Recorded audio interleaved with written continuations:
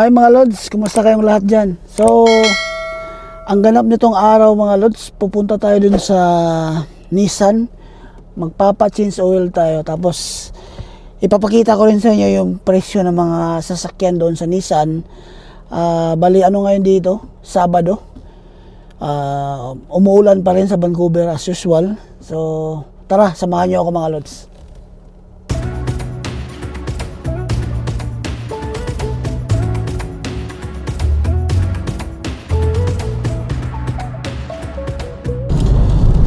So magpapa-change oil tayo kasi nga due date na, may ano kasi dito yung sasakyan ko, may sticker ng Nissan mismo.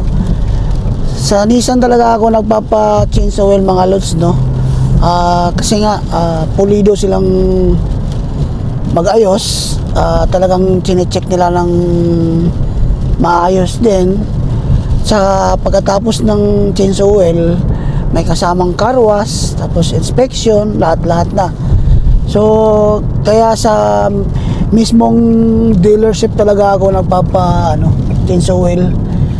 Hindi ko sa mga yung mga tabi-tabi lang, ayaw ko doon kasi nga baka ibang oil ang ilagay or hindi natin alam, di ba? Mas maganda na yung sa Nissan mismo kasi may pangalan sila. So talagang ginagawa nila yung magandang trabaho.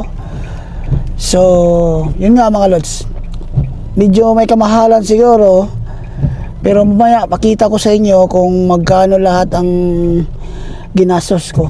So mamaya mga Lods. Grabe yung ulan dito sa Vancouver mga Lods, halos araw-araw.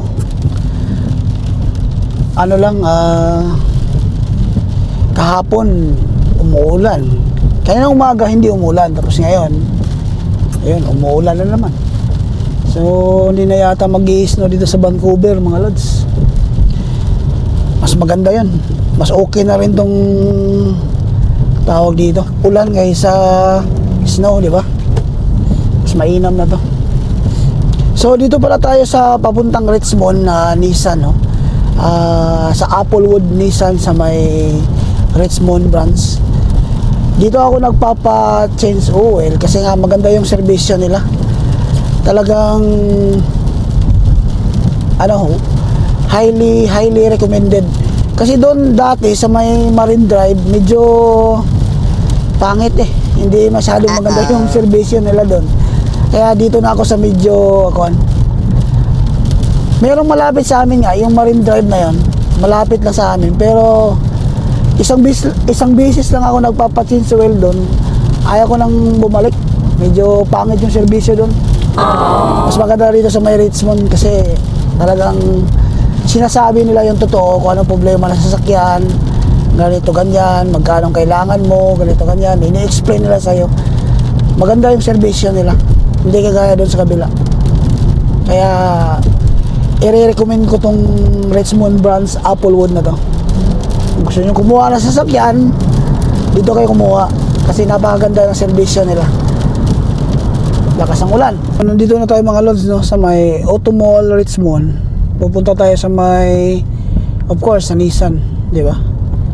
So dito muna tayo kasi nga ang natin is 12:50 pa lang yung natin appointment. So parking muna tayo dito. Dito na tayo mga Lods, no. Bali, antayin lang natin yung oras. Appointment kasi natin is 12:50 ng hapon. So, kakarating lang natin. Parking muna tayo dito sa may gilid. Tingin tayo ng mga sasakyan nila. Ito na po yung Nissan and Infinity. Yan o. Yan ang gusto kong kunin mga Lods. Yung Nissan Ariya ba yan? O Nissan Leaf pala yan. Napakalaging auto mall to dito sa may Richmond mga Lods. Kung makikita nyo, yan o. Puro sasakyan talaga yan. Ayan. Alright.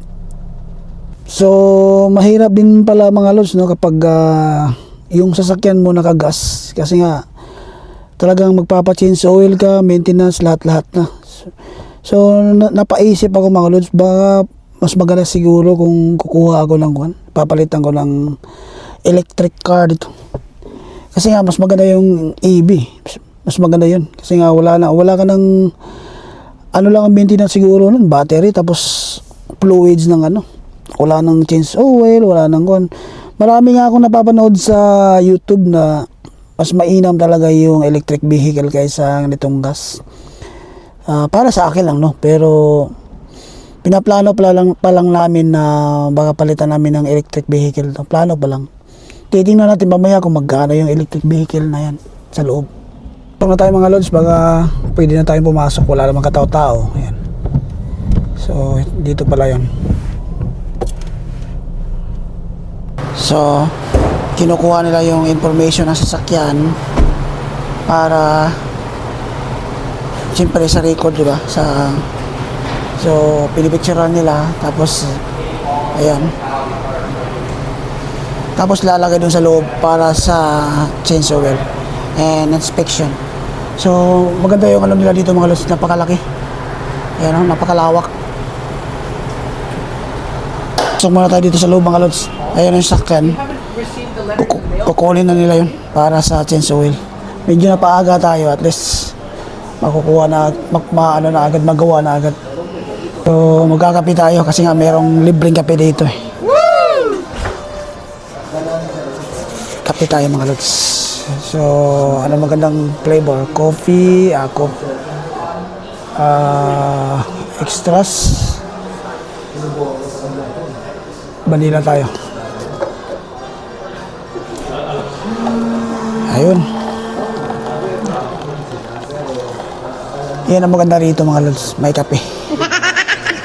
So, konti lang kasi ito yan. Dagdagan natin konti.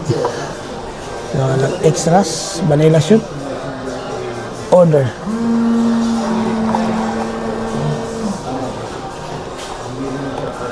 Ang ganda ng bago nilang Nissan Rogue mga lods, oh. Ano, Nissan Rogue. Wow, tingnan natin yung presyo. 44,000? Something. Ang ganda. Ayan, oh. Parang pang off-road, ah. Ganda ng mugs. Tingnan natin yung likod. Ang ganda. Wow. Tingnan natin yung loob. May nakasulat pa dito mga lods, oh.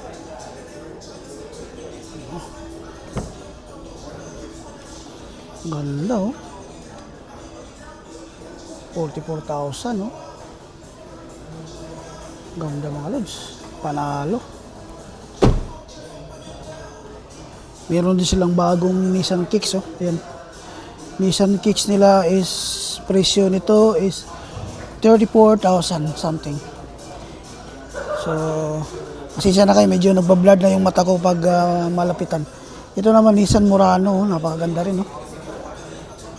Parang laki niya. Napakalaki, parang mas malaki pa sa Rogue, ah. Laki ng gulong pati, oh. Ang ganda. Tingnan natin loob. Electric yata to, eh. Wow. Panalo mga lods. Yan, oh. Pati yung likod niya, ang ganda. Wow. Meron din silang ganito mga lods, oh. Display lang yata to, hindi ko alam. Sports car. Papakita ko rin sa inyo yung Infiniti mga lods. Ayan. Maganda rin. Panalo rin. Buksan natin loob. Wow. Nice one. Bangong bango. Talaga. Bangong bago. So, pakita ko yung itsura niya. Ayan yung itsura niya. Tapos yung presyo niya, of course. 123 mga lods. Grabe. So, ito yung itsura ng ano dito. Kung makikita nyo, napakadaming display. Meron din silang bagong lift nasa labas. Ayan. Ganda lang showroom nila dito. Pakita ko rin sa inyo mga lods yung Nissan Leaf na electric. So, nasa magkano presyo nito? 51,090. Ganda rin, oh. Kasirado. Nissan Leaf. Maganda rin pala sa loob, oh. Yan. So, ito yung electric vehicle mga lods, no? Ang ganda rin. Malaki ng gulong nila, oh. So, 51,635. So, mas mababa ng konti sa area mga lods. So, napakaganda mga lods, oh. Ayan. Ito yung mga electric vehicle. EV vehicle. EV. Yan ang loob niya. So, hindi natin mabuksan kasi nasa labas to, eh. So, may resulta na mga lods yung pag-inquire ko ng trade-in sa sasakyan ko dito sa may Nissan. So, medyo mahal pa mga lods kaya hindi tayo pwede mag-trade-in. Kapag papalitan ko ng iti-trade-in ko sa Nissan Ariya electric vehicle, ay yung magiging bi-weekly ko is 530. So, which is hindi pa namin kaya yon. So, wag lang muna ngayon mga lods. So, antay-antay lang muna tayo ng mga ilang pang taon o ilang buwan bago palitan natin yung sasakyan. Kasi nga sa ngayon hindi pa kaya yung budget. So, nandito pa rin tayo sa dealership mga lods. Inaantay pa rin natin matapos yung service, yung change oil saka yung inspection. So, update ko lang kayo mamaya kung magkano yung binayaran ko dito. So, tapos na tayo mga lods, no? Ayan, no? Pakita ko sa inyo, ha? Bagong car wash. Pakita ko sa inyo, saglit lang. Natin yung sasakyan, what I mean is, tapos na yung change oil niya. Ayan, no? Nilinis nila, napakahusay na maglinis. Car wash, libre car wash kasi. So, ito na yon, bagong change oil na mga lods. Tapos naka brake fluid na siya, flashing. So ayos. Ayan, bagong linis na mga lods. Lahat ng mga lods ng binayaran ko kasi nagpaano din ako ngayon, giginawa ko brake fluid flashing, tapos change oil. Binayaran ko lahat mga lods is umabot ng 358 kasama na yung tax. $358.36. So, meron tayong kopya. So, yan lahat ang binayaran ko mga lods, no? $358.36 dollar. So, ganyan ang magpa-service dito sa mismong Nissan.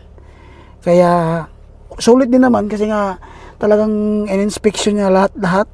Wala ka nang problemahin. So, yun. So, yun mga lods, no? Tapos na tayo magpa-change oil and brake fluid flashing sa sasakyan natin. So, yun din ang importante dito sa Canada mga lods, na kailangan yung maintenance ng sasakyan, hindi mo talaga ikalimutan. So, siyempre, araw-araw natin ginagamit to, kasama yung pamilya natin. Dapat safe palagi yung pagdadrive natin. At siyempre, para tumagal yung sasakyan natin, kailangan i-maintain natin na maayos. Di bali nang magbayad ka ng mahal, at least nakakasiguro ka na safe yung sasakyan na dinadrive mo. So, malaking bagay talaga lods na magpa-maintenance ka, updated talaga yun, para yun sa buhay ng sasakyan mo. So, ganito dito sa Canada mga lods, yung babayaran mong change oil and everything. So, wala ka nang magagawa doon. Yun talaga ang ayaw na ayaw ko rin kasi na magpagawa sa mga siguro pagka papalitan na yung brake pad sa rotor, pwede kong ipaayos sa labas yun. Pero pagdating sa change oil, sa mga ganyan-ganyan, it's all about oil lang. Dito ko pinapaayos talaga sa Nissan. Kasi nga, para original, authentic oil galing sa Nissan mismo. So, ganun lang pananaw ko sa maintenance ng sasakyan mga lods, no? So, hanggang dito na lang siguro to yung vlog ko. Maraming salamat pa rin. Sa hindi pa nakapag-subscribe sa channel ko, please consider to subscribe mga lods. At marami pa akong isi-share sa inyo na experience dito sa Vancouver, Canada. So, hanggang dito na lang mga lods. At nandito tayo ngayon sa part-time. So, antayin ko na lang mga 15 minutes pahinga muna. Tapos, maglilinis na ako nito. Tapos, uwi na rin sa bahay. So, hanggang dito na lang mga lods.